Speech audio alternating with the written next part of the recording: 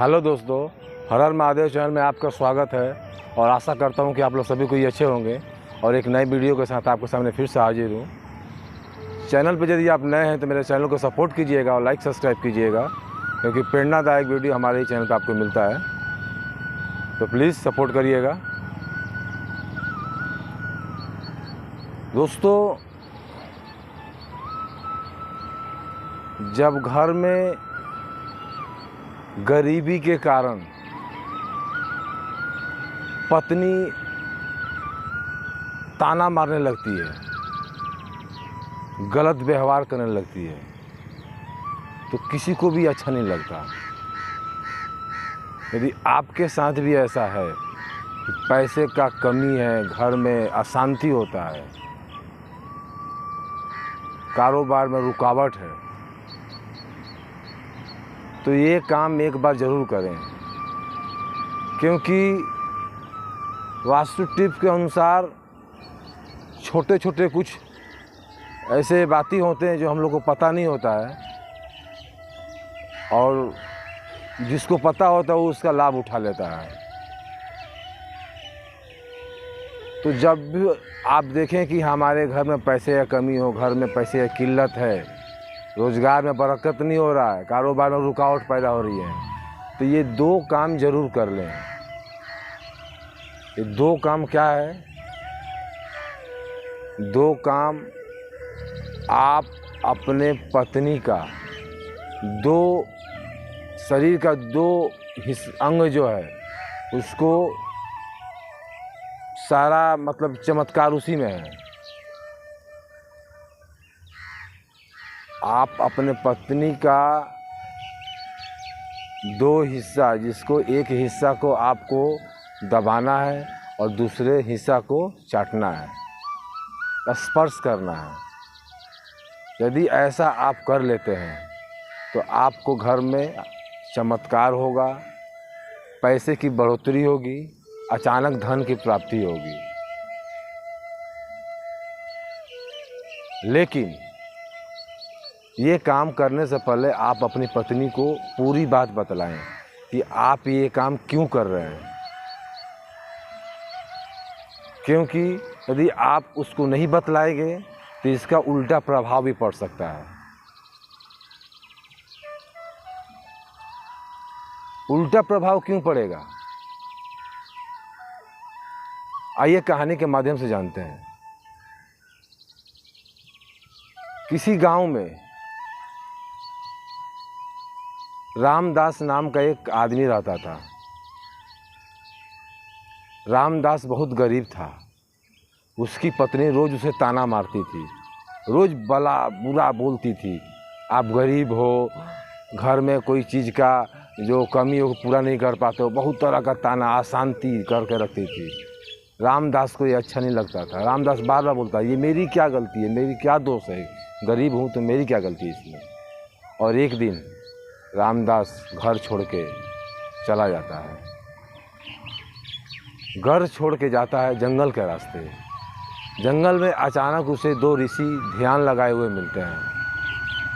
रामदास वहीं रुक जाता है और रुकने के बाद ऋषि की ध्यान टूटने तक का इंतज़ार करता है, और कुछ समय पश्चात ऋषि अपना ध्यान तोड़ते हैं तो देखते हैं कोई व्यक्ति खड़ा है। तो ऋषि बोलते हैं, बालक क्या परेशानी है? रामदास तुरंत ऋषि के चरणों में गिर जाता है और बोलता है, हे मुनिवर, हमारी पत्नी हमको रोज डांटती है, दुष्व्यवहार करती है, पैसे की कमी के कारण मुझे रोज दोषी ठहराती है और बोलती है कि हम गरीब हैं, हमारे घर में पैसों का कमी है, अब इसमें मेरा क्या गलती है? तब ऋषि बोलते हैं कि रामदास, मैं तुम्हें दो उपाय बताता हूँ, वो दो उपाय कर लेना। घर में कहीं पैसे की कमी नहीं होगी, अचानक धन की प्राप्ति होगी। तब रामदास बोलता है कि बताइए जल्दी बताइए मुझे वो दोनों उपाय, मैं ज़रूर करूँगा। तब ऋषि बोलते हैं कि उपाय बताने के पहले एक कथा सुनो, इस कथा में ही सारे उपाय छिपा हुआ है। तब रामदास बोलता है ठीक है, मैं कथा भी सुनूंगा, आप सुनाइए। तब ऋषि बोलते हैं, बात प्राचीन काल की है। एक गांव में एक विवाहित जोड़ा रहता था, एक किसान और उसकी पत्नी। किसान और उसकी पत्नी में काफ़ी प्रेम था, वो एक दूसरे से बहुत प्रेम करते थे। उसके प्रेम का नाम होता था उस गांव में हर आदमी का जुबान पे, लेकिन गांव वाले उसके जलते भी थे। उसकी प्रेम को देखकर गांव वाले बहुत जलते थे। किसान के घर में आमदनी दिन पर दिन दुगनी चार चौगुनी हो रही थी। किसान काफ़ी पैसा वाला होते जा रहा था। इतना पैसा वाला हो गया कि एक दिन राजा के कान में चला गया यह बात। किसी ने जाकर बोला कि ऐसे ऐसी बात है। राजा बहुत खुश हुआ, बोला हमारे राज्य में कोई तो ऐसा है जो इतना प्रेम है दोनों में। और राजा एक घोषणा करता अपने राज्य में कि हमारे राज्य के सारे घरों में एक दिन घी का दिया जलाया जाए। हमारे राज्य में जितने भी घर हैं अपने अपने घरों में रात को घी का दिया जलाएं। तब राजा का पत्नी जो थी वो बोली, आप घी का दिया क्यों जलवा रहे हैं, क्या रहस्य क्या है। तब बोले राजा कि वो किसान और किसान की पत्नी में काफ़ी प्रेम है, और जहाँ घी का दिया जलता है उस घर में प्रेम हमेशा बना रहता है। इसीलिए मैं घी का दिया जला रहा हूँ, ताकि हर घर में ऐसा प्रेम बना रहे। सभी लोगों ने दिया जलाया। दिया जलाने के बाद सिर्फ उस किसान का घर का दिया को छोड़कर बाकी सारे घरों का दिया बुझ गया था। तब राजा ने देखा कि सारे घरों का दिया जो है बुझ गया था और सिर्फ किसान का ही घर का दिया जल रहा था। इससे ये साबित हो रहा था कि इन दोनों में अटूट प्रेम है।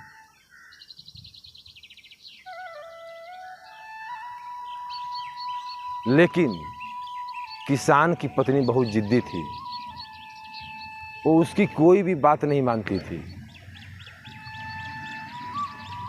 किसान बड़ा शांत दिमाग का था, समझदार था।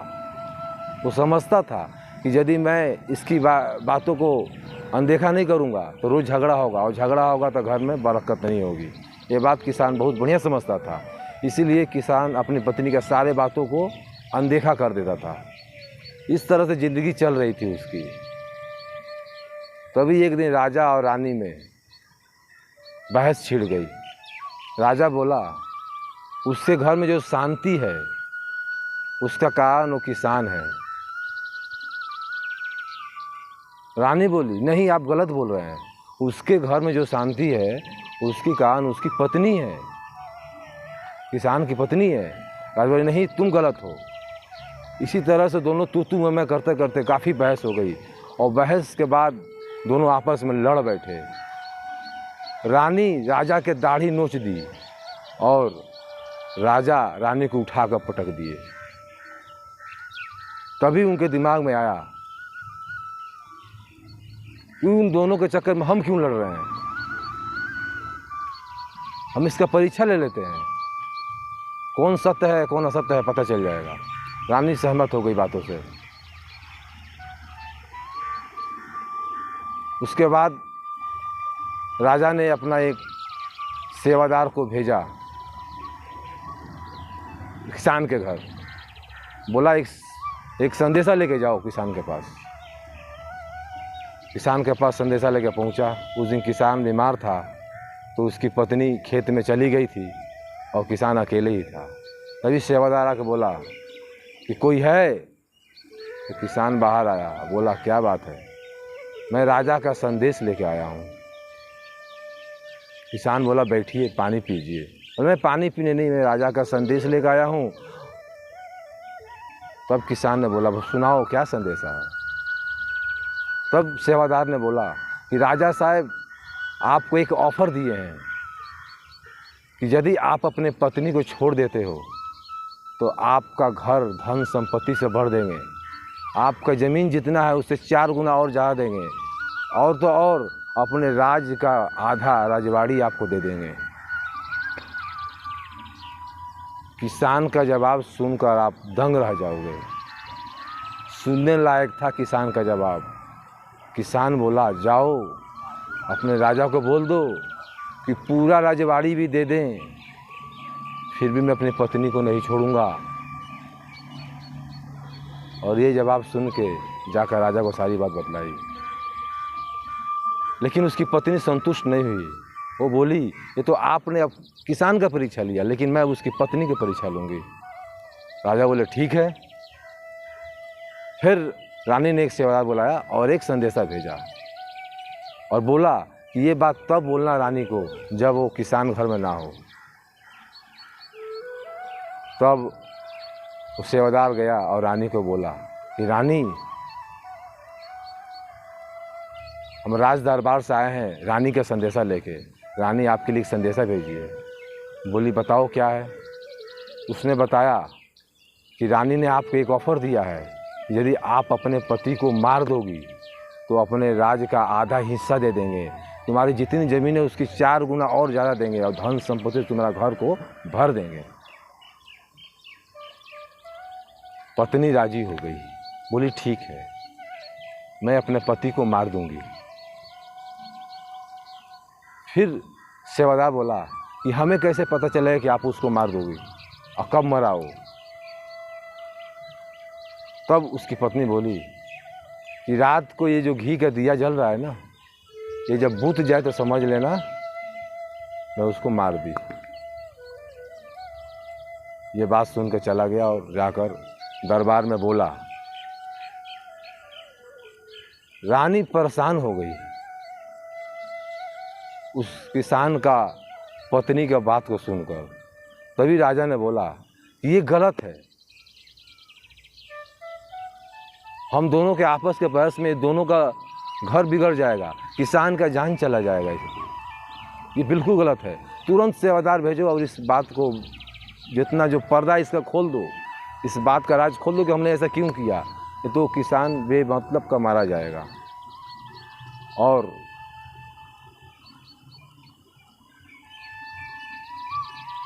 जाकर शाम के समय पहुंचा सेवादार और जाकर देखता है किसान मरा हुआ है। किसान की पत्नी उसे दिन में ही मार दिया था, जबकि बात रात को हुई थी मारने की। सेवादार घबरा गया और भागते हुए गया राज दरबार में कि राजा साहब अनर्थ हो गया, उसकी पत्नी तो उसको दिन में ही मार दिया। बोला ये कैसे हो सकता है, रात को मारने का बात हुआ था, उसको बुलाओ राज दरबार में। राज दरबार में बुला हुआ, रानी आई, राजा आए, दोनों बैठे। उसकी पत्नी खड़ी थी।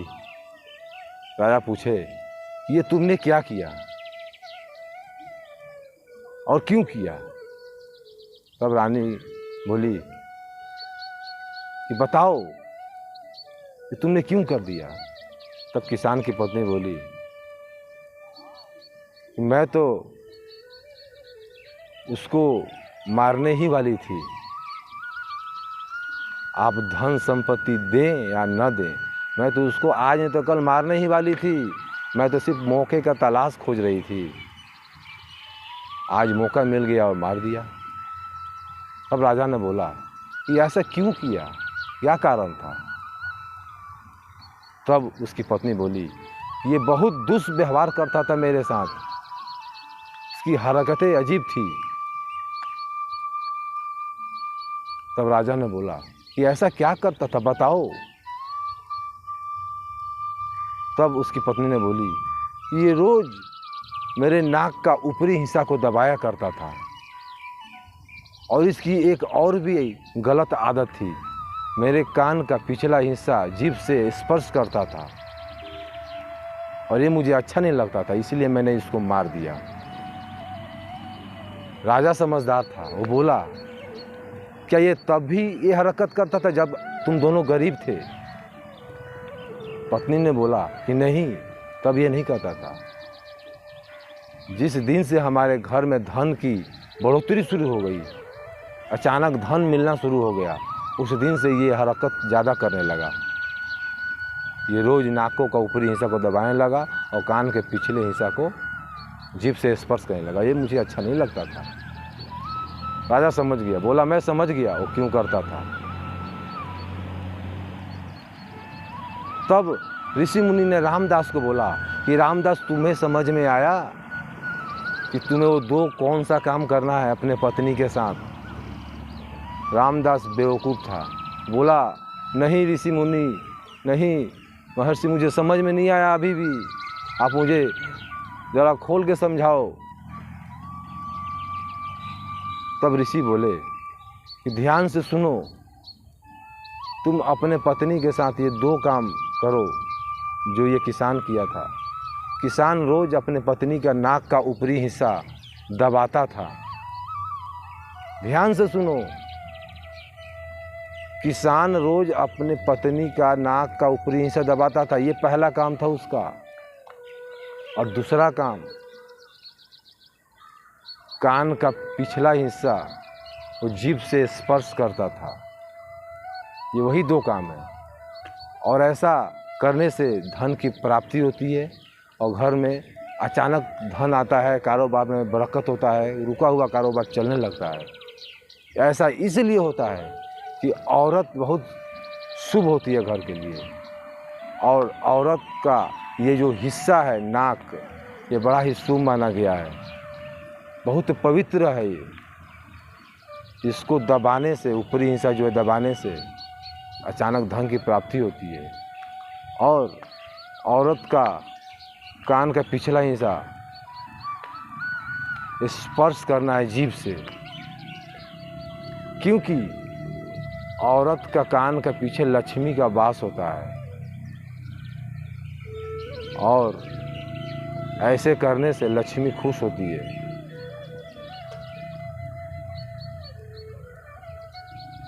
इसलिए दोनों काम करो रामदास, तुम्हारी गरीबी दूर हो जाएगी।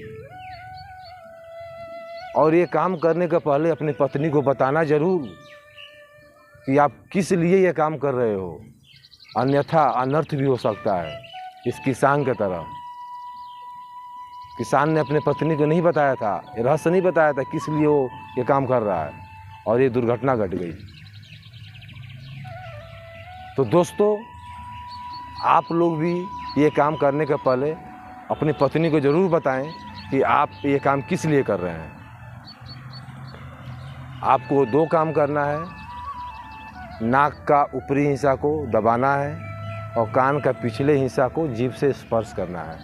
ये दो काम करने से आपको अपार धन मिलेगा, धन की प्राप्ति होगी, अचानक चमत्कार होगा, कारोबार में बरकत होगा।